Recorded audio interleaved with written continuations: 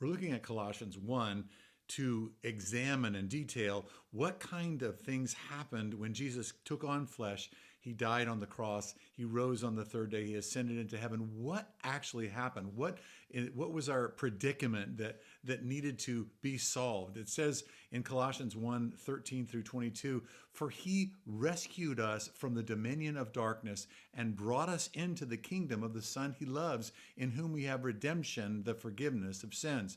So Paul writes that somehow in this work of Christ on the cross, that it's really a rescuing work, that the Messiah is a rescuer, he's a deliverer, he's a one who comes and sets us free from something. And in this particular case, we're talking about the dominion of darkness, that humanity without God is dark. It's just dark. It's dark without God. And Jesus came to rescue us from the darkness of our own sins, the darkness of death, the darkness of demonic oppression, the darkness of sin in the world. Just dark. It's just dark. And the Lord came to rescue you and me from the darkness, and to not just rescue us from the darkness, but to bring us somewhere, to bring us into his kingdom. And I think it's important, as I'm thinking about this, I think of Rambo and him going and rescuing these people that were well after the Vietnam War. And I think I've used this before, but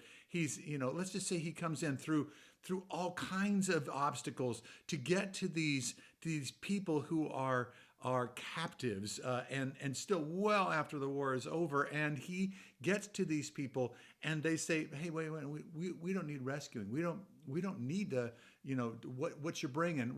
We're content with where we are." That's actually counterintuitive to the rescuer. The rescuer comes and says, "Hey, I'm leading you out of this." And so I want to challenge you today. I want to challenge all of us today that there's darkness inside of all of us that the Lord has come to rescue us from. I want to ask that you would let him rescue you, that you would make those parts of darkness, that pornography, that addiction, that anger, that unforgiveness, that bitterness, all of those different things, that pride that we've got going, that we need to come and let the Lord rescue us, because we need rescuing from that darkness.